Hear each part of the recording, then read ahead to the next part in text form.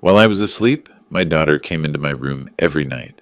The same girl I considered my pride and joy, not a traitor. I set up a camera and saw something I could never have imagined.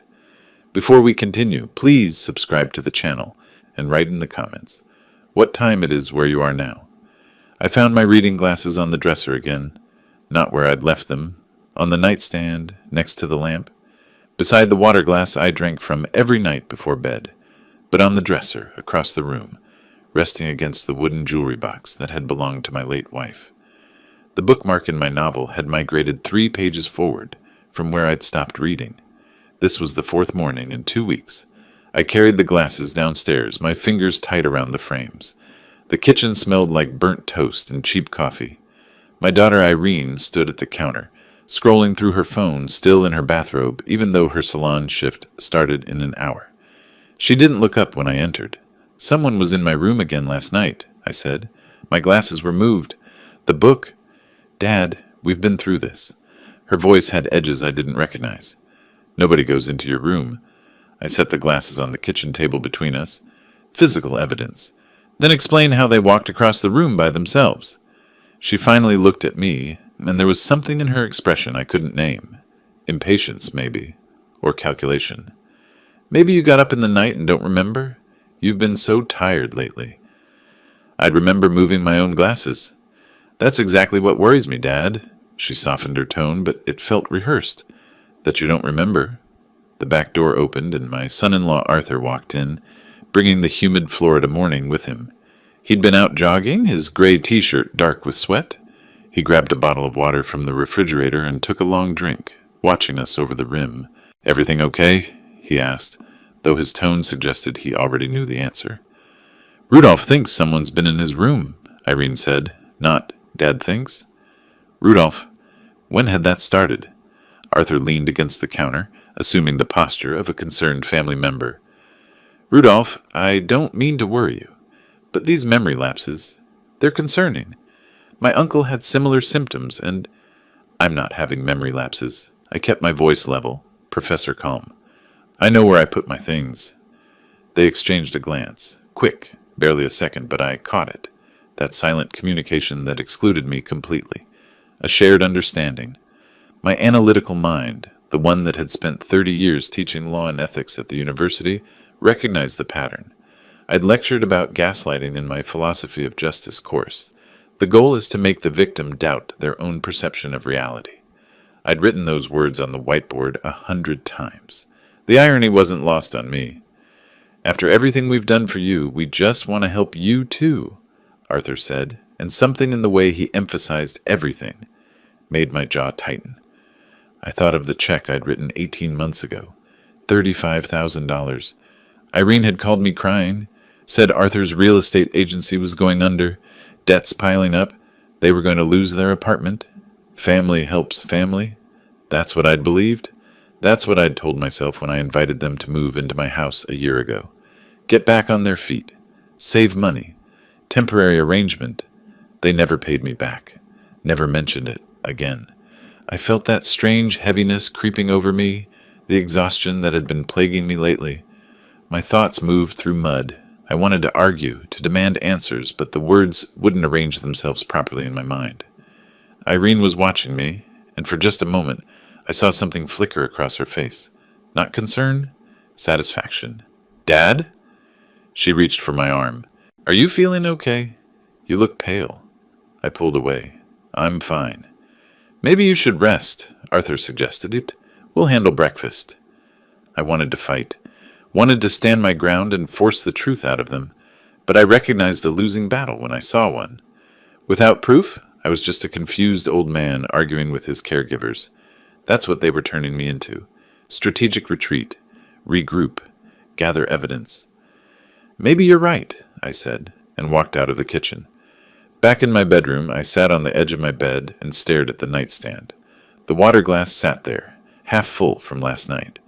I picked up my reading glasses, turned them over in my hands. Ordinary objects transformed into evidence of something I didn't yet understand. I thought of a young Irene, maybe 7 years old, running to me after her first day of 2nd grade. "You're the best dad ever," she'd announced, throwing her arms around my neck. When had that girl disappeared? When had this cold stranger replaced her?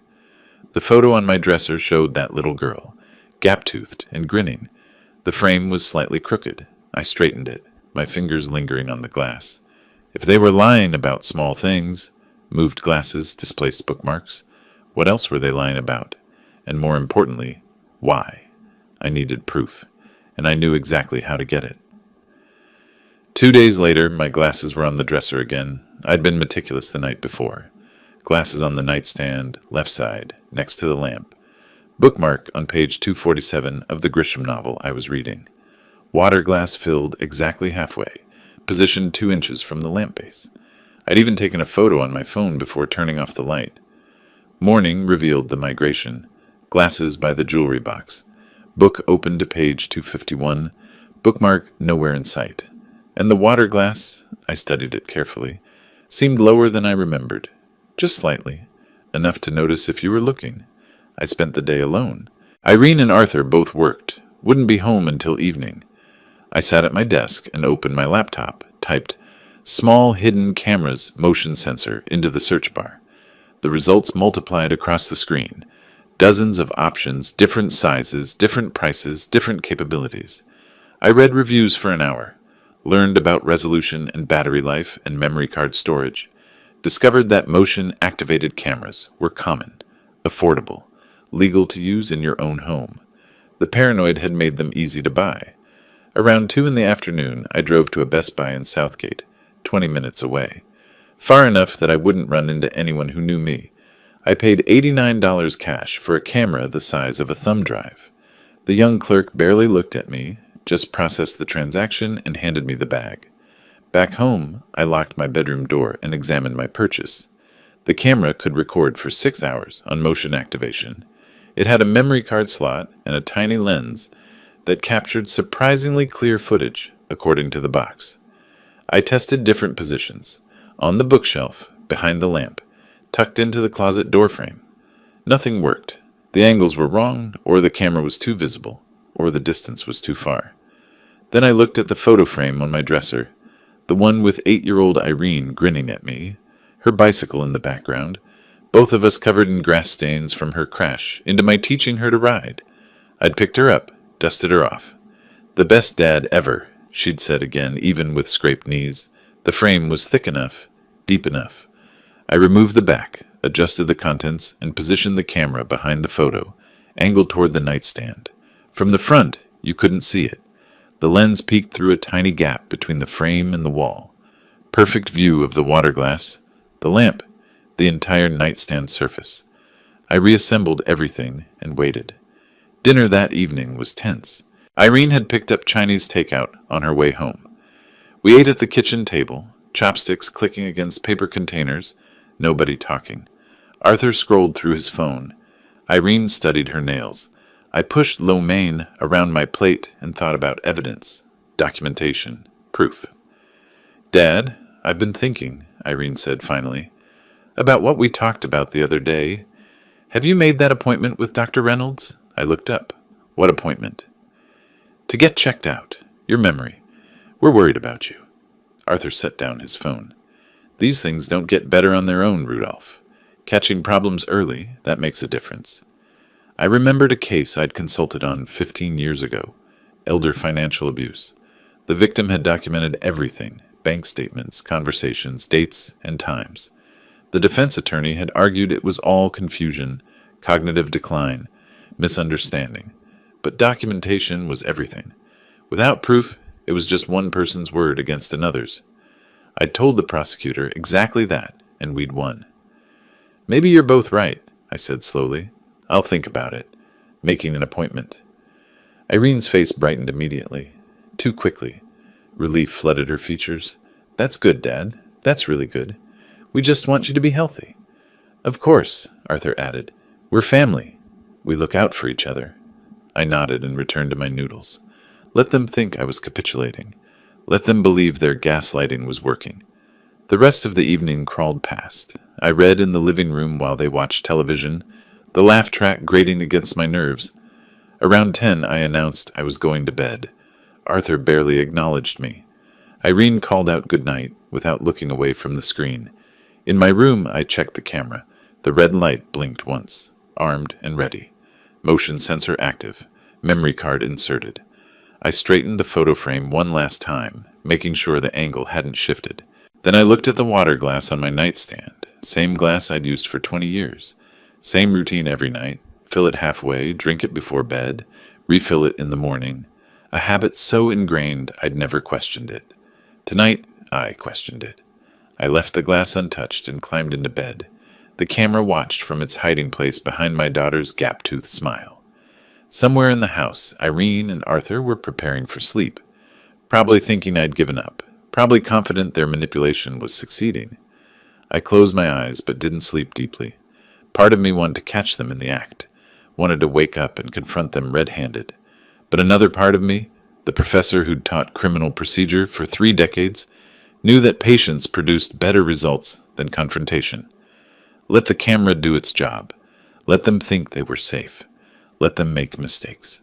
The darkness settled around me, and I thought about evidence, documentation, proof, the things that transformed suspicion into truth, that turned accusations into facts.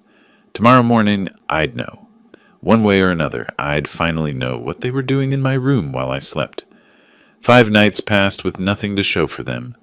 The camera recorded hours of me sleeping, tossing occasionally, adjusting pillows. Normal bedroom activity. I'd check the footage each morning after Irene and Arthur left for work, fast-forwarding through the tedium of my own unconscious hours. Nothing. Yet each morning, small things remained wrong. My phone face down when I never placed it that way, the water glass positioned differently than I remembered. Tonight, I wouldn't sleep. Tonight, I'd catch whoever was entering my room. I lay in bed fully clothed beneath the blanket, positioned so I could see the door in the ambient light from the street. The digital clock on my nightstand read 10:47 p.m. Downstairs, I'd heard their bedroom door close 20 minutes ago. The house had settled into its nighttime quiet, the hum of the air conditioning, the occasional creak of cooling wood. I mentally reviewed case law from my teaching days. Commonwealth versus Berkowitz, State versus Morrison, anything to keep my mind active and alert. When that grew stale, I did multiplication tables. 12 times 17, 17 times 19. I pinched the inside of my wrist, the small pain sharpening my focus. Around 11:30, drowsiness touched me. Normal enough. I sat up, swung my legs out of bed, did 20 knee bends in the darkness. The movement helped. I returned to my vigil position, eyes on the door. Midnight came and went. Then, around the time I usually drifted off, something changed. The drowsiness didn't creep. It crashed over me like a physical wave. My eyelids turned to lead. My thoughts scattered and reformed sluggishly. I stood again, walked to the window, pressed my face against the cool glass. The cold helped for perhaps 30 seconds. Then that pharmaceutical weight dragged at every muscle, every nerve. I made it back to the bed, sat on the edge, tried to stand again, but my legs wouldn't cooperate properly. The last thing I remember was thinking this wasn't natural. This wasn't normal tiredness. Something was very wrong. I woke to sunlight pressing against my closed eyelids. My mouth tasted like rust and cotton. My head felt stuffed with wet sand. For several confused seconds, I couldn't remember where I was or what day it was. The disorientation was profound and terrifying. Slowly, reality assembled itself. My bedroom. Morning. I'd failed to stay awake. I looked at my nightstand. My phone was face down. I never left it that way. The water glass sat 3 inches closer to the lamp than where I'd positioned it. Even the sheet covering me seemed different, tucked more tightly around my shoulders than when I'd climbed into bed. My hands shook as I retrieved the camera's memory card. I took it to my desk, inserted it into my laptop, and waited for the files to load. The folder showed 1 video file, 6 hours and 42 minutes of recording. I opened it and began fast-forwarding, myself sleeping, shifting position at 11:19, rolling over at 12:03. Nothing else. Just a man in bed, unconscious, vulnerable. Then at 2:37 a.m., the door opened. I stopped the playback, dragged it back 10 seconds, pressed play at normal speed. The door swung inward slowly, carefully, making no sound. Hallway light spilled into the frame, creating a backlit silhouette. For one moment, I thought I wouldn't recognize who it was. Then she stepped forward enough that the camera caught her profile. My daughter Irene, wearing her blue bathrobe. She moved to my bedside with practiced silence, her movements efficient and rehearsed. Her right hand reached into her robe pocket and produced a small bottle, prescription-sized, amber-colored. She unscrewed the cap, tilted it over the water glass on my nightstand. 3 drops fell. 4. 5. She recapped the bottle, returned it to her pocket, then took something from her left pocket, a small spoon. She stirred the water in tiny circles, the spoon barely clinking against the glass. 38 seconds from door opening to door closing. She was gone. I sat frozen, staring at the paused screen. Her face was partially visible in one frame, calm, focused, showing no more emotion than someone preparing coffee. This wasn't improvised. This wasn't a single desperate act. This was routine. I restarted the video, watched it again, then a third time, taking notes. Timestamp, duration, her movements, the bottle's size and color, the methodical stirring to ensure dissolution. Footsteps sounded on the stairs, voices in the kitchen below, Irene and Arthur starting their morning routines. The smell of coffee drifted up through the heating vents. I had to go down there, had to sit across from them, had to eat breakfast and act as though I'd seen nothing, knew nothing, suspected nothing. I saved 3 copies of the video to different folders, then removed the memory card and hid it in my desk drawer beneath old tax returns. Stood, tested my legs, still shaky but functional, looked at myself in the bathroom mirror, pale, exhausted, frightened, but I couldn't show any of that. In the kitchen, Irene stood at the stove scrambling eggs. Arthur sat at the table scrolling through his phone, coffee mug steaming beside him. They both looked up when I entered. "Morning," I said, forcing my voice into groggy normalcy. "I slept hard last night. Barely remember my head hitting the pillow." "That's good, Dad." Irene smiled at me, warm and genuine. "You needed the rest. You've seemed so tired lately." Arthur nodded. "See? All that worry about sleep problems. Sometimes you just need to relax." I poured coffee, my back to them so they wouldn't see my expression. My daughter had just poisoned me, was still poisoning me, had been poisoning me for how long? Weeks? Months? And now she stood there flipping eggs, asking if I wanted toast, acting like someone's caring daughter instead of what? What was she? "Dad, you look a little pale," Irene said. "Are you feeling all right?" "Just waking up slowly." I turned, managed something resembling a smile. "The coffee will help." "Maybe you should take it easy today. Stay home. Rest." "Might meet Tom for coffee later," I said, inventing a cover story as I spoke. "Haven't seen him in months." "That's nice," Irene said. "You should get out more." Arthur barely looked up. "What time are you meeting him?" "Late morning. Nothing definite." The conversation continued. Mundane, normal, poisonous. I ate scrambled eggs that tasted like cardboard, drank coffee that did nothing for the fog in my head, watched them exchange glances when they thought I wasn't looking. Small, satisfied smile that made my stomach twist. After they left for work, Irene to her salon, Arthur to the car dealership, I returned to my bedroom and looked at the water glass from this morning. I hadn't drunk from it yet. The water sat there, clear and innocent-looking, containing whatever substance my daughter had added in the dark hours of early morning. I needed to know exactly what she was giving me, and then I needed to figure out why. The lab would give me answers. What I did with those answers, that decision could wait another 48 hours. I found a small plastic bottle in the recycling bin, washed it 3 times with hot water and dish soap, dried it carefully with a clean towel. In the bathroom, with the door locked, I poured the water from my nightstand glass into the bottle, sealed it tight, wrapped it in a plastic grocery bag, and tucked it into my jacket pocket. When I came downstairs, Irene was making lunch. "You're dressed nice," she said. "Still meeting Tom?" "In about an hour." I'd showered, put on slacks and a button-down shirt, the kind of effort that suggested a genuine social engagement. "Probably be gone most of the afternoon." "That's wonderful, Dad. Don't rush back. Enjoy yourself." Arthur barely glanced up from the television. The casual dismissal stung less than it should have. His indifference was useful now. I drove east toward Tampa, taking I-275 across the bay.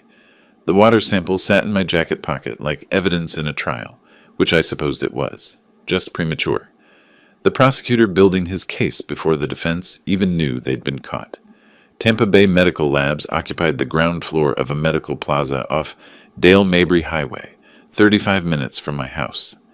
I'd chosen this location deliberately, far enough that nobody would recognize me, professional enough to provide courtroom-worthy documentation. The waiting room smelled like antiseptic and recycled air. I approached the reception desk where a young woman with efficient movements and tired eyes looked up from her computer. "I need a water sample analyzed," I said. She slid a form across the counter. "What type of analysis? Bacterial contamination? Heavy metals? Chemical? Pharmaceutical compounds. Sedatives specifically, possibly antipsychotics." Her expression shifted slightly, recognition crossing her features. She'd seen this before. "I'll have you speak with our lead technician." She disappeared through a door, returned a moment later with a woman in her 40s, wearing a white lab coat, dark hair pulled back severely. "I'm Dr. Chen, the lab supervisor," she said, extending her hand. "You need pharmaceutical testing on a water sample?" I shook her hand. "I have reason to believe someone in my household is contaminating my drinking water. I need documentation of what's being added." She studied my face for a moment, taking in my age, my clothing, my demeanor. Whatever she saw satisfied some internal assessment. "Are you in immediate danger? I can provide resources for emergency services if—" "I appreciate that. I'm taking precautions. I need the evidence first." She nodded once, crisply. "We can run a comprehensive pharmaceutical panel, tests for benzodiazepines, barbiturates, antipsychotics, antidepressants, and common sedatives. Standard testing takes 5 to 7 days. Urgent processing is 48 hours. "Urgent processing? How much?" $380. I counted out $400 bills from my wallet, cash I'd withdrawn the previous week, telling Irene I was paying a handyman. Dr. Chen wrote a receipt, labeled my sample with a case number, and had me sign chain of custody documentation. "We'll call you when results are ready," she said. "Do you want them mailed, or will you pick them up?" "I'll pick them up." Driving home, I felt the strange duality of purposeful action masking profound fear. I was being poisoned by my daughter. Each night I went to sleep, I was made unconscious by substances she administered. And until I understood the full scope of her plan, I had to continue drinking that water, continue that nighttime ritual, continue being her victim while I gathered enough evidence to become her prosecutor. The next 2 days were performance art. I drank from the water glass each night, felt the unnatural drowsiness claim me, woke heavy-headed and disoriented. The camera captured Irene's visits, 2:41 a.m. the first night, 2:34 a.m. the second. Same routine, same efficiency, same casual poisoning of her father. During the days, I maintained my role, slightly confused, increasingly drowsy. Arthur commented on it at dinner. "You seem more settled lately, more peaceful." Peaceful? When he meant sedated, managed, controlled, I forced a smile. "Just trying to relax more. Everyone keeps telling me I worry too much." Irene patted my hand. "That's good, Dad. Worrying doesn't help anything." 48 hours after submitting the sample, I drove back to Tampa Bay Medical Labs. Dr. Chen met me in the lobby, handed me a manila envelope with clinical detachment, though her eyes held something else. Concern, perhaps, or recognition of what this envelope represented. "Thank you," I said. "Be careful," she replied, which wasn't standard laboratory protocol. In my car, parked in the medical plaza lot, I opened the envelope. The report was 3 pages of technical analysis, charts, and medical terminology. But the summary was clear enough. Zolpidem, Ambien, 15 mg concentration, sedative hypnotic quetiapine, Seroquel. Trace amounts, antipsychotic, commonly prescribed for sleep disorders, also causes cognitive dulling at low doses. 15 milligrams of Ambien, enough to knock out someone my size for 8 hours, and quetiapine, not prescribed for sleep in someone healthy, prescribed for serious mental conditions, but in small doses mixed with a sedative, it created something else: confusion, memory issues, difficulty concentrating, symptoms that mimicked early-stage dementia. I read the report 3 times before the full scope crystallized. They weren't trying to kill me. at least not quickly. They were trying to make me incompetent, make me seem like someone who couldn't manage his own affairs, make his own decisions, control his own life or finances. My house was worth $600,000, maybe more in the current market. My retirement accounts held another $200,000, Social Security and pension income of $4,000 monthly. And if they could establish I was mentally declining, if they could get guardianship, everything would become theirs to manage, theirs to spend, theirs to control. That night, after Irene and Arthur had gone to bed, I sat at my desk and began creating backups. Uploaded the video footage to encrypted cloud storage, using a VPN connection to mask my activity. Burned 2 DVDs of the footage, labeled them Home Videos 2024 in innocuous handwriting. Scanned the lab report, printed multiple copies. Placed originals in my safety deposit box at the bank during a trip the following morning. Told Irene I was meeting Tom again. Then I called my sister Margaret in Orlando. She answered on the 3rd ring. "Rudolph, is everything okay? You never called during the week." "I'm sending you a package," I said. "Flash drive and some documents. Don't open it. Don't look at it. Just keep it somewhere safe." Silence on the line. Then, "You're scaring me. What's going on?" "I'm handling something. If anything happens to me, anything at all, take that package to the police." "Anything happens? Rudolph?" "Promise me, Margaret." Her voice went quiet. "I promise. But you need to tell me what's happening. Does this have something to do with Irene and Arthur? If I'm wrong, I'll explain later and we'll laugh about my paranoia. If I'm right, you'll understand when you open it." I shipped the package overnight from a FedEx store, got tracking confirmation, watched the status updates until it showed delivered to her apartment. Evidence secured. Chain of custody established. Backups created. Timeline documented. But I didn't have everything yet. I knew what and how. I still needed why spelled out in their own words, their own planning, their own incrimination. I needed them comfortable enough to discuss their full scheme where I could record it. Late that night, evidence secured in multiple locations. Sister notified, protection established. I sat at my desk and thought about justice. Not revenge, justice. The kind that required airtight cases and incontrovertible proof and witnesses who couldn't be dismissed or discredited. They thought I was fading away. Thought their plan was working perfectly. Thought they were winning. Let them keep thinking that. Let them get comfortable enough to talk freely. Let them reveal the full scope of what they'd planned for me. I closed my laptop, locked my desk drawer. Tomorrow I'd continue the performance, drinking the poison water, exhibiting the drugged confusion, playing the role of declining father. But I wasn't the target anymore. I was the hunter. 10 days of performance passed. I called Irene by the wrong name twice. Asked what day it was 6 times in one afternoon. Stood in the kitchen appearing confused about where we kept the coffee mugs I'd stored in the same cabinet for 20 years. Each mistake earned satisfied glances between them, small smiles they tried to hide. They thought they were winning. That Tuesday evening after dinner, I announced I was exhausted and heading to bed early.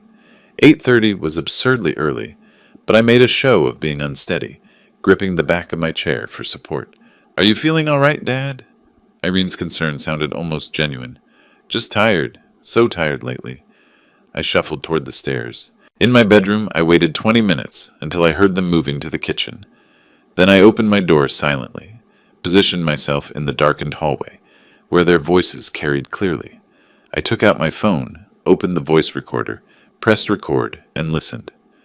"Much longer," Irene was saying. "He's declining fast. Another month, maybe 2, and we can file the paperwork." Arthur's voice held confidence I'd never heard before.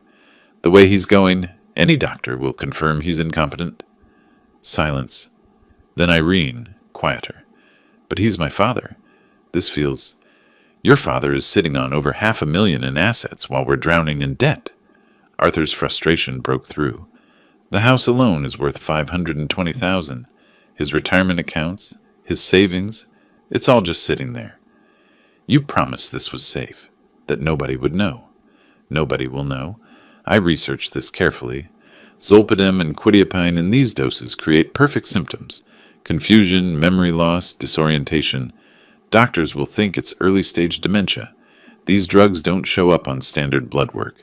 By the time anyone thinks to look deeper, we'll already have guardianship. My fingers tightened around the phone. He'd researched it, planned every detail. What if he's written us out of the will? Irene asked. Doesn't matter.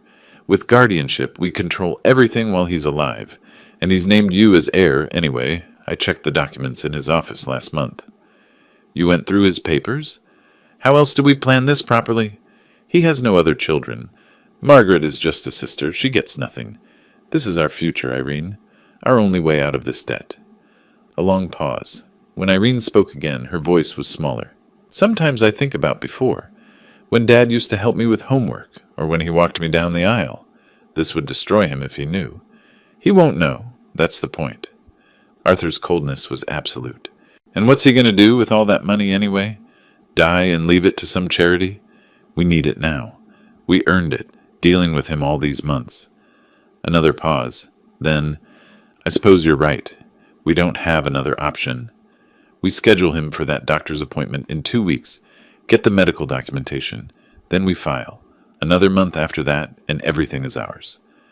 I stopped the recording. 8 minutes and 43 seconds. Every word documented, every admission captured. Back in my room, I sat in darkness and let the full scope settle over me. Not just theft, complete destruction. They wanted to take my home, my money, my independence, my dignity, everything that remained of the life I'd built with my wife, everything I'd planned to leave as a legacy. The $35,000 I'd given them hadn't helped. It had shown them I had resources worth taking. Sleep didn't come that night, not because of the drugs, I hadn't drunk the water, because I sat transcribing key quotes from the recording, timestamping the most damaging statements, adding them to my evidence file, building a prosecution. Morning came. I went downstairs and performed my role. Asked Irene when she was coming to visit. She lived there. She exchanged that glance with Arthur, satisfaction mixed with something that might have been guilt, quickly suppressed. Going to the library for a few hours, I announced after breakfast. Haven't been out much lately. That's nice, Dad. Don't overdo it. I drove downtown to Daniel Prescott's law office, a small practice on Main Street, specializing in elder law and criminal defense. Prescott was in his mid-50s, gray at the temples with the bearing of someone who'd seen enough courtrooms to respect them. I'd called ahead. He was expecting me. Mr. Collins, he said, shaking my hand, you mentioned elder abuse on the phone. Tell me what's happening. I presented everything. Video files on a USB drive, 5 instances of my daughter entering my room at night, adding substances to my water, laboratory report documenting zolpidem and quetiapine in that water, medical report showing those same drugs in my system, audio recording from last night's kitchen conversation, timeline of symptoms, incidents, dates, detective notes I'd been keeping. Prescott watched the videos in silence, read the reports carefully, listened to the audio with his eyes closed, concentrating. When he looked up, his expression was grim. Mr. Collins, what they're doing is attempted serious bodily injury at minimum, possibly attempted murder under Florida law. The premeditation is clear. You have an exceptionally strong criminal case. I don't want them to just stop. The words came out harder than I intended. I want them to face full consequences. Prison, criminal record, public exposure. They need to pay for this. Then we do this methodically. Prescott leaned forward. We gather more evidence. Let them commit further acts. When they file for guardianship, and they will, we counter with everything. The court will be forced to involve law enforcement. They'll be arrested in the courthouse. How long will this take? 4 to 6 weeks if we're strategic, but the case will be airtight. They won't be able to defend themselves. What do I need to do? Continue the performance. Let them think they're succeeding. We'll change your will immediately. Cut them out completely. Get additional medical documentation. Install a second camera for redundancy. Build such an overwhelming case that no prosecutor can decline it. No defense can challenge it. I paid his retainer $350 in cash. Shook his hand. Left with a plan. In my car, parked in the structure behind his building, I sat holding his business card and a receipt. 4 to 6 weeks of continuing to be poisoned. 4 to 6 weeks of acting confused while staying sharp. 4 to 6 weeks of watching my daughter destroy me while I documented her destruction. They wanted to take everything from me. They'd learn what it meant to truly lose everything. But first, I needed them to commit fully. Let them think they were winning right up until the moment they discovered they'd lost. I started the car. The drive home felt different. I wasn't the victim in my own house anymore. I was the prosecutor, waiting for the defendants to seal their fate. The next afternoon, I sat in the office of Linda Harrison, a notary public whose name Prescott had provided. She reviewed the new will I'd drafted with Prescott's guidance. "Mr. Collins, I need to verify. You're of sound mind and making these changes voluntarily?" "Completely sound mind. Completely voluntary." I kept my voice steady. "My daughter and her husband are living in my home. I have specific reasons for this change." "And you want to leave your daughter exactly $1? "Exactly $1, with the notation, for reasons she understands personally. That language is crucial." She studied my face, then nodded. "The dollar prevents her from claiming she was forgotten. I've seen cases like this before." I signed.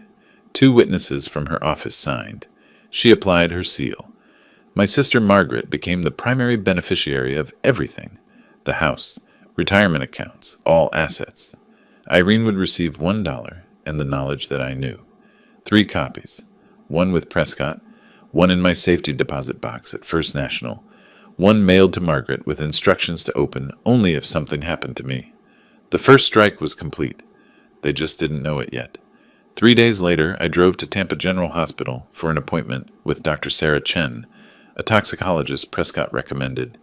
She was in her mid-40s, efficient movements, compassionate eyes that had seen suffering before. I showed her the laboratory report on the water, explained the situation without embellishment. She took blood samples, clipped hair from the back of my head. Hair retained drug traces for months. "Results in 5 to 7 days, she said. "But Mr. Collins, are you safe at home?" "I'm taking precautions. I need the documentation more than intervention right now." Her expression shifted to understanding. "I'll document everything. But please be careful. What they're doing isn't just theft. It's assault." 5 days later, her report arrived. Both zolpidem and quetiapine present in my system in concentrations consistent with regular dosing over weeks.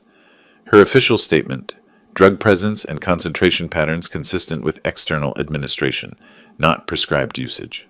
Forensic proof. That same week, I hired James Mitchell, a private investigator Prescott had worked with before. Mitchell was in his mid-50s, graying hair, seen-it-all expression.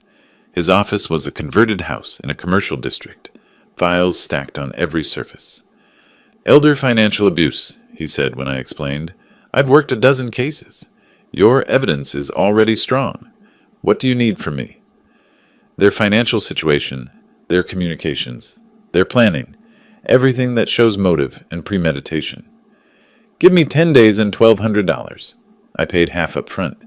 10 days later, he delivered a 40-page report. Official debts, $87,000. Arthur's hidden gambling, online poker accounts, showing $23,000 in losses over the past year. Irene confiding to coworkers at Bella's salon about inheriting property soon and finally getting financial security.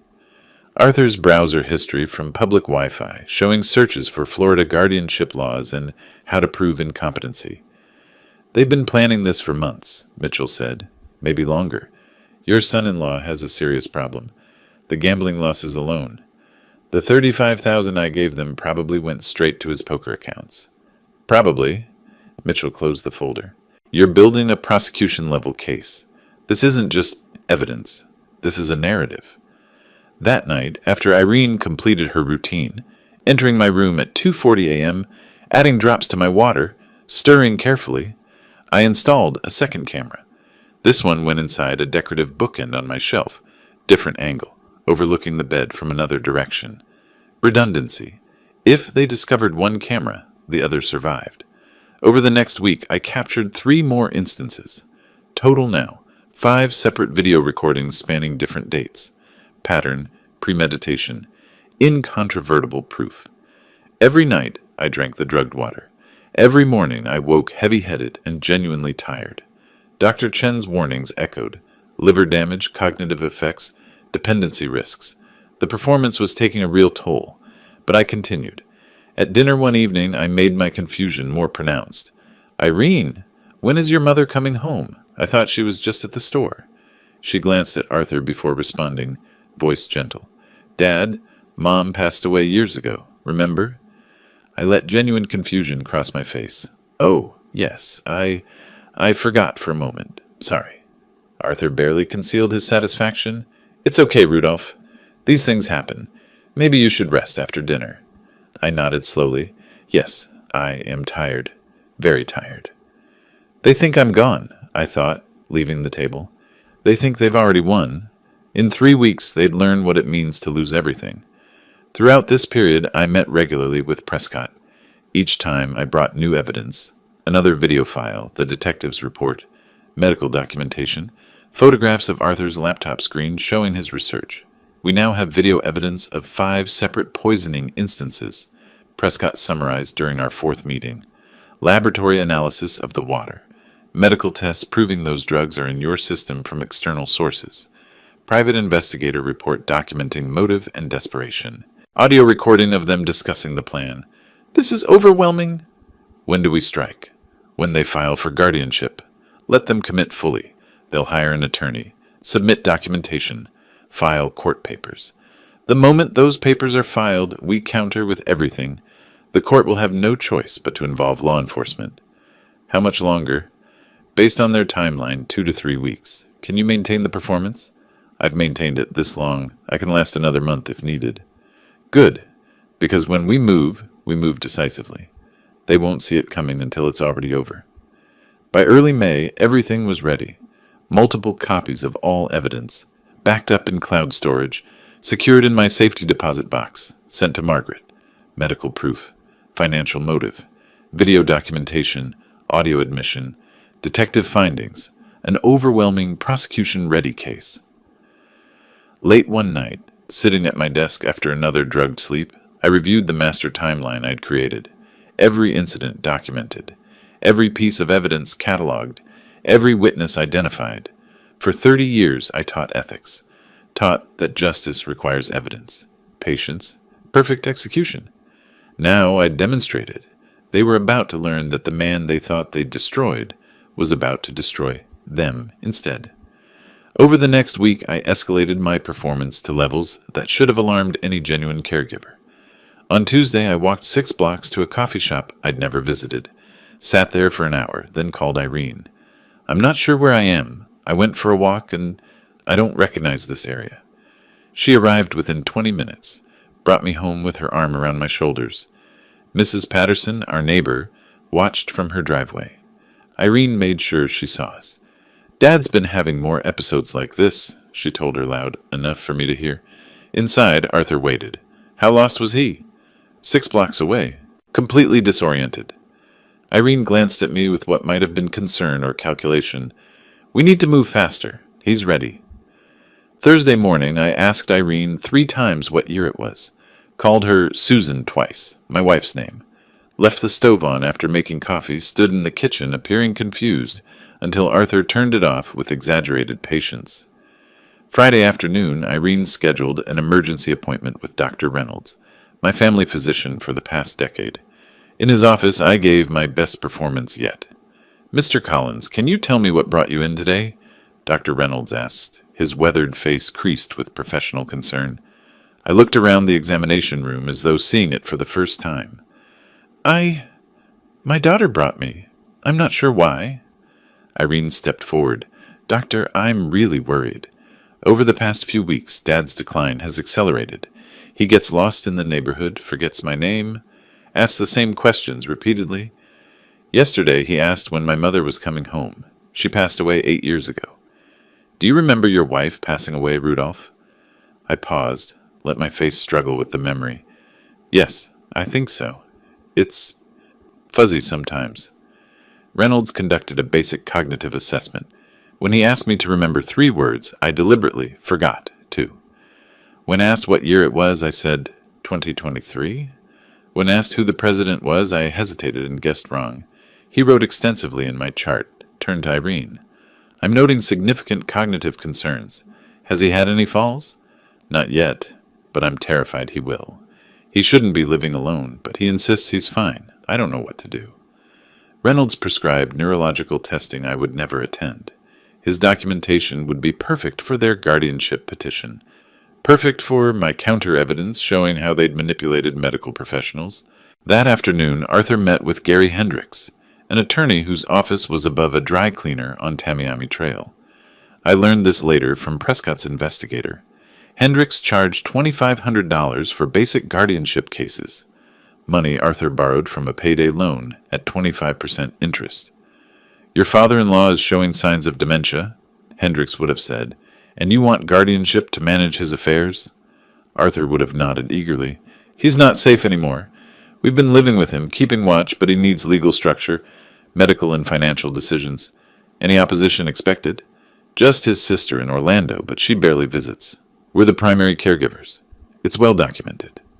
I'll draft the petition. We'll file next week.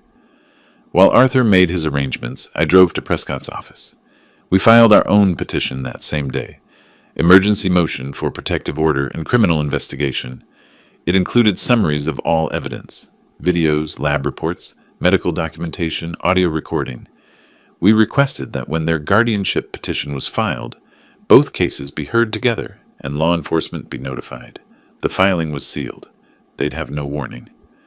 When they file their petition, the system will flag the related case, Prescott explained. The judge will review both before the hearing. They'll walk in thinking it's routine. They'll walk out facing criminal investigation. How long? Their attorney promised them a week. Hearing gets scheduled 7 to 10 days after filing. You're looking at 2 weeks total. 2 weeks. 14 more nights of drugged water. 14 more days of performance. I could manage that. At dinner that evening, I played my role. Arthur mentioned casually, Irene and I have been talking. Maybe it's time we looked into some help for you, Rudolph. Someone to manage things. I nodded vaguely. That might be good. I don't feel like myself lately. Inside, I was counting down. They thought they were managing me. They had no idea I was managing them. Every move, every filing, every piece of evidence leading to a trap they couldn't see. The following Wednesday, Prescott called. They filed this morning. Guardianship petition with medical documentation, witness statements, the works. Both cases have been assigned to Judge Rachel Morrison. Hearing scheduled for May 28th, 10 a.m. 8 days. I circled the date on my calendar in red ink. For 2 months, I'd been poisoned nightly, gaslit daily, systematically destroyed by my own daughter. In 8 days, that would end. In 8 days, justice would arrive. They filed their petition requesting control over my life. They were about to learn what it felt like to lose control over their own. I arrived at Sarasota County Courthouse at 9:30 on the morning of May 28th, wearing my best suit, charcoal gray, pressed sharp. The first time in months I'd looked fully professional, no shuffle in my step, no confusion in my eyes. Prescott walked beside me carrying a briefcase containing a laptop, printed evidence, and USB drives with backup copies of everything. In the lobby, I saw them. Irene wore a navy dress that made her look responsible and concerned. Arthur had managed a sport coat over khakis. Their attorney Hendricks stood with them, overweight, perpetually rushed, already sweating in the air-conditioned building. Mrs. Patterson, our neighbor, hovered nearby as their witness. When Irene saw me, her face registered confusion. "Dad? You have a lawyer?" I met her eyes steadily. "I do. You'll understand why shortly." Arthur stepped forward, suspicious now. "What's that supposed to mean?" "It means I've known what you were doing since late March. I've documented everything. The hearing will explain the rest." Before Irene could respond, Prescott gestured toward the elevator. "Save your questions for the courtroom, Ms. Collins. You'll have plenty to answer for shortly." At 9:50, Hendricks was called to meet with the judge's clerk. He returned 5 minutes later, looking puzzled. "There's another petition filed in this case, something sealed. The judge wants to hear both matters together." Arthur's confident expression flickered. "Another petition? Who filed it?" Hendricks glanced at Rudolph. "The file's sealed. We'll find out in the hearing." Across the hallway, I watched them process this information, watched doubt creep into their certainty. At 10 a.m., we entered courtroom 4B. Judge Rachel Morrison sat behind the bench, late 50s, steel gray hair, the bearing of someone who'd heard every excuse and believed none of them. Her courtroom was modern, sparse, designed for efficiency rather than drama. "We're here on the matter of guardianship petition for Rudolph Collins," she began. "Mr. Hendricks, present your case." Hendricks stood, fumbling slightly with his notes. "Your Honor, we're seeking guardianship based on Mr. Collins's cognitive decline and inability to care for himself. His daughter and son-in-law, who reside with him, have documented his deteriorating condition." He submitted Dr. Reynolds's chart notes showing cognitive impairment, called Mrs. Patterson, who testified she'd seen me lost and confused in the neighborhood, presented Irene's written statement about my daily struggles, the forgotten names, the repeated questions, the confusion about my late wife. Arthur looked satisfied. Irene glanced at me nervously. Judge Morrison reviewed the documents and then turned to Prescott. "Counsel, you filed a related motion?" "Yes, Your Honor, an emergency motion for protective order. We have evidence that Mr. Collins' alleged cognitive decline is not natural, but the result of systematic poisoning by the petitioners themselves." The courtroom went silent. Arthur's face drained of color. Irene gasped softly. Hendricks half stood. "Your Honor, that's absurd." "I'll hear the evidence," Morrison said sharply. "Proceed, Mr. Prescott." Prescott opened his laptop, connected it to the courtroom screen. "What you're about to see are 5 separate instances recorded over 2 months of Ms. Collins entering her father's bedroom at night and adding substances to his drinking water." The video began. The courtroom screen showed my dark bedroom, timestamp visible in the corner. March 24th, 2:37 a.m. The door opened slowly. Irene's silhouette appeared, backlit by hallway light. She moved to my bedside, removed a small bottle from her robe pocket, added drops to my water glass, stirred with a small spoon, left. 38 seconds. Crystal clear. Undeniable. Prescott played 3 more instances, different dates, identical pattern. Each time Irene's face was partially visible. Each time the action was methodical, practiced, deliberate. Behind me I heard Mrs. Patterson inhale sharply. "The laboratory analysis of that water," Prescott continued, "revealed zolpidem, commonly known as Ambien, and quetiapine, an antipsychotic. These drugs cause the exact symptoms Ms. Collins has been reporting to doctors." He presented the lab report, then Dr. Chen's medical documentation showing those same drugs in my system from external administration. Then the detective's report on their financial desperation, $87,000 in debt, Arthur's gambling losses. Finally, the audio recording. Arthur's voice filled the courtroom. "Another month or 2 and we can file for guardianship. He's declining perfectly." Irene's voice quieter. "But he's my father. Your father is sitting on over $500,000 in assets.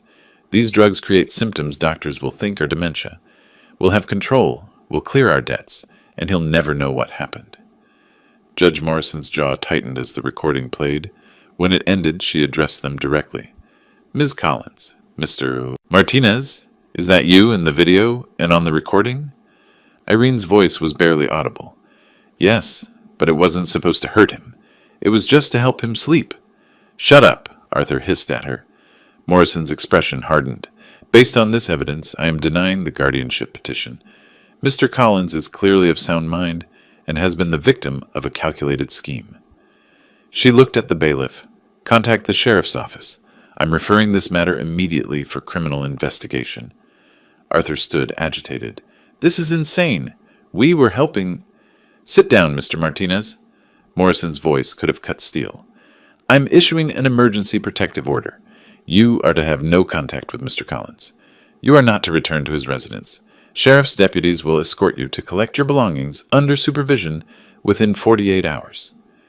Irene was crying now, silently, her body shaking. "Court is adjourned," Morrison said. "Mr. Collins, the protective order is effective immediately. Mr. Prescott will provide you with certified copies." In the hallway afterward, Arthur turned on Irene immediately. "I told you to be more careful. I told you—" "You planned this," she shot back through tears. "This was your idea." 2 sheriff's deputies arrived, spoke with Prescott, then approached Arthur and Irene. "We need to ask you some questions about the evidence presented in court. You're not under arrest at this time, but you may want to contact an attorney." Hendricks stepped between them.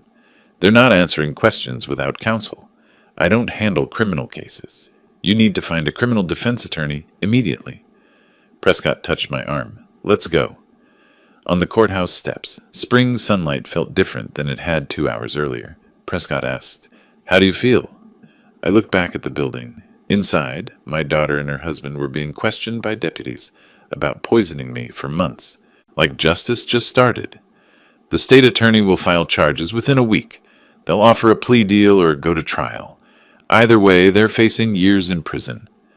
I nodded. She made her choice. Arthur made his. Now they'd live with the consequences. The hard part was over. Now came the restoration. 2 weeks after the courthouse hearing, the state attorney's office filed formal charges. Attempted aggravated battery, second-degree felony under Florida law. Maximum penalty, 15 years in prison. Irene and Arthur were arrested at their temporary apartment on a Wednesday morning. Booked, fingerprinted, photographed. The mugshots became public record within hours. Released on $25,000 bond each, they borrowed $5,000 from Arthur's brother at 15% interest to pay the bondsman. By Thursday, the Sarasota Herald-Tribune ran the story. Local couple charged with poisoning elderly father for inheritance. Front page, with their photos. The article detailed everything, the video evidence, the drugs, the guardianship scheme, my testimony. The story went viral, shared thousands of times. Comments sections filled with outrage. Arthur's car dealership fired him Friday. "Customer complaints," the manager said. "We can't have this association." Irene's salon called her that same afternoon. "Don't come in Monday, or ever." I learned all this from Prescott, who tracked their unraveling with professional detachment. I didn't seek the information, but I needed to know they couldn't threaten me again. By late June, their financial collapse accelerated. Credit card companies sued. Arthur's gambling debts, apparently larger than the detective's report showed, came due from online poker sites and some less savory lenders who called at all hours. Prescott filed my civil lawsuit, $200,000 for intentional infliction of emotional distress and elder abuse.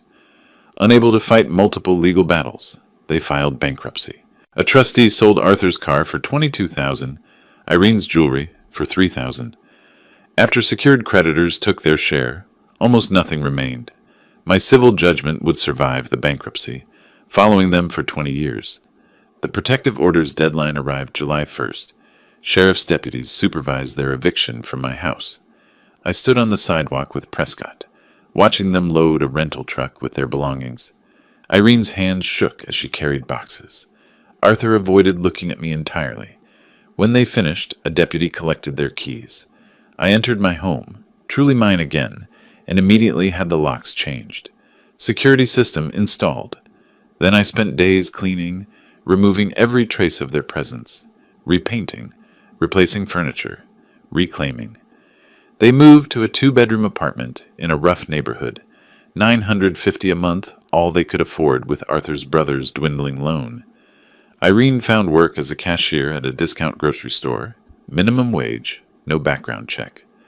Arthur, too proud initially, burned through their borrowed money before taking night shift warehouse work at $14 an hour. Combined income, maybe $3,200 monthly. They were surviving, not living. Their marriage deteriorated visibly. Through Prescott's investigator, I needed to ensure they weren't violating the protective order. I learned about the constant arguments, Arthur drinking heavily, Irene sinking into depression. Neighbors complained about their fighting. "This is your fault," Arthur would shout, according to reports. "You got caught on camera." "Your plan," Irene would respond. "Your drugs. You pressured me every day." Their criminal defense attorney, Rebecca Torres, cost $15,000 they didn't have. Borrowed again, this time at 20% interest. Torres reviewed the evidence against them and delivered brutal truth. 5 videos, lab reports, medical documentation, audio confession. "The state attorney has offered a plea," Torres told them in early August. According to her later court filings, plead guilty to 3rd-degree felony, accept probation instead of prison. The alternative is trial, conviction, and years of incarceration. Arthur wanted to fight. Irene, more realistic after seeing herself on video, poisoning her father, knew they had no defense. After days of argument, they agreed. The sentencing hearing was scheduled for August 27th. I spent those weeks rebuilding. Margaret visited twice. My neighbors, understanding now what had happened, treated me with new respect. Former colleagues from the college called, offering support. I started writing my victim impact statement, revising it multiple times until the words captured everything without becoming vindictive. Prescott reviewed it, suggested minor changes. The statement was ready. Late August, 3 days before the hearing, I sat in my reclaimed dining room, the printed statement before me. Through the window I could see my garden, vegetables growing, flowers blooming. My house, my life, finally returned. The doorbell rang. Prescott, delivering final hearing details. "They're both planning to speak," he said. "Show remorse. Ask for mercy." I nodded. "They can ask. The judge will decide. Are you ready?" I looked at the statement, thought about 6 months of hell, the fear and betrayal and poisoning. I've been ready since I saw that first video. This ends next week. Then I can finally move forward. Prescott smiled slightly. "You're stronger than they ever understood." After he left, I sat alone in the silence of my home. No drugged water waiting, no daughter creeping in at night, no gaslighting over breakfast, just peace. And the certainty that justice, when properly prepared and patiently executed, eventually arrives. The criminal courthouse was larger than family court, more imposing. I arrived early on August 27th, with Prescott and Margaret, dressed in my best suit. Inside courtroom 2A, Judge Catherine Walsh presided. Late 50s, steel gray hair, the bearing of someone who'd seen every excuse. Irene and Arthur sat with Rebecca Torres at the defense table, both looking older than their years. Irene's eyes were red, her hands clasped tightly. Arthur stared straight ahead, jaw clenched. Judge Walsh reviewed the file. The defendants have pleaded guilty to attempted aggravated battery, third-degree felony. Sentencing range is probation to 5 years prison. She looked at the assistant state attorney, Marcus Reed. "Does the state have a recommendation?" Reed stood. "Your Honor, the state recommends split sentencing. 2 years county jail, 3 years probation, community service, restitution, and permanent no-contact order. This was calculated elder abuse for financial gain." Torres argued for probation only. "Your Honor, my clients have already lost everything, jobs, home, reputation. They're not dangerous. Prison serves no purpose here." Judge Walsh turned to me. "Mr. Collins, would you like to address the court?" I walked to the podium. Didn't need my written statement. I'd memorized every word. "Your Honor, for 2 months I lived in fear that I was losing my mind. I'd wake confused, find things moved, struggle with basic tasks. When I asked my daughter about it, she told me I was imagining things, that I was getting old, that I needed help. She gaslit me while poisoning me every night.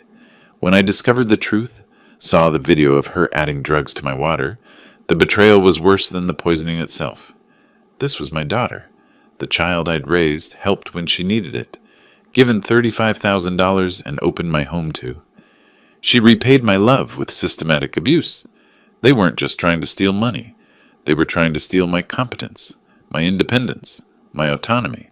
They wanted legal control over my life. If they'd succeeded, I'd be under guardianship now, unable to make my own decisions while they spent my savings and sold my home. They tried to erase me as a person. That's what was at stake, not just money, but my identity, my freedom, my existence as an independent human being. I'm not asking for vengeance. I'm asking for accountability." The courtroom was silent when I finished. I returned to my seat. Judge Walsh asked if the defendants wished to speak. Irene stood trembling. "Your Honor, There's no excuse for what I did. Every night I went into my father's room and poisoned him. I told myself it wasn't really hurting him, but I knew what we were planning. I knew we wanted him declared incompetent. I knew it was wrong. I did it anyway because I was desperate and weak. My father welcomed us into his home. He loved me, and I betrayed him in the worst way possible. I'm so deeply sorry. I think about it every day. I know I'll never forgive myself." She sat, crying. Arthur stood stiffly. "Your Honor, I take responsibility for my role. It was wrong. I regret it. I apologize to Mr. Collins." His words sounded hollow. He sat quickly. Judge Walsh took a long moment before speaking. Elder abuse is one of the most reprehensible crimes. You targeted a family member who trusted you, someone vulnerable. You administered drugs to make him appear incompetent so you could seize control of his assets. This wasn't weakness. It was months of calculated abuse. She paused. I sentence you each to 5 years probation. Conditions: 500 hours community service at elder care facilities. $500 monthly restitution for 10 years. Permanent no-contact order. Mandatory counseling. Random drug testing. Any violation results in immediate incarceration.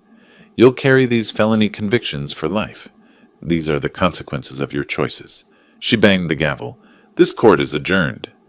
In the hallway, Torres approached with Irene. Arthur hung back. Mr. Collins, Torres said quietly, my client would like to speak with you if you're willing. Prescott started to object, but I raised my hand. I'll hear what she has to say. Irene stepped forward, mascara streaked, hands shaking. Dad, I know I have no right to call you that anymore. I just need you to know. I'm so sorry. I was weak and desperate, and I let Arthur convince me this was okay. But it wasn't. It was evil. I poisoned my own father. I tried to steal your life. I understand if you never forgive me. I don't forgive myself. She was genuinely crying, not performing. I looked at her, my daughter, and someone who'd committed terrible crimes against me.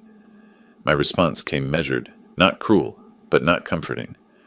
Irene, apologies are words. I needed to hear them, but they don't undo what you did. You poisoned me for 2 months. You tried to take everything. The consequences you're facing are appropriate. Whether I forgive you someday, I don't know. That wound is deep. For now, I need distance. I need to heal without you in my life. Live with what you've done. Learn from it. Become someone better. But that's your journey, not mine. Mine is moving forward without you.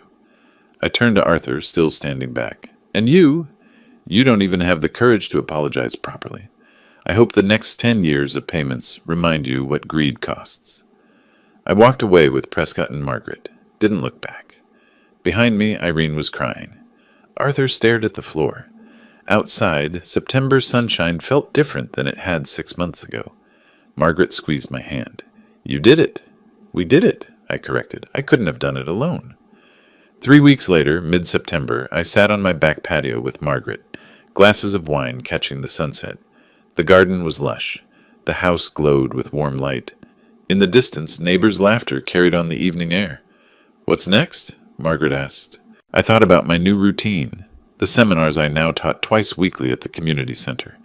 Protecting yourself from financial abuse. 20 seniors attended each session, taking notes, asking questions, thanking me afterward. My trauma transformed into purpose. Living, I said. Just living. That's enough. We clinked glasses. Rudolph Collins, 64 years old, survivor, teacher, brother, friend, was home. And home, finally, was safe. If you like this story, please like this video, subscribe to the channel, and share your impressions of this story in the comments. To listen to the next story, click on the box on the left.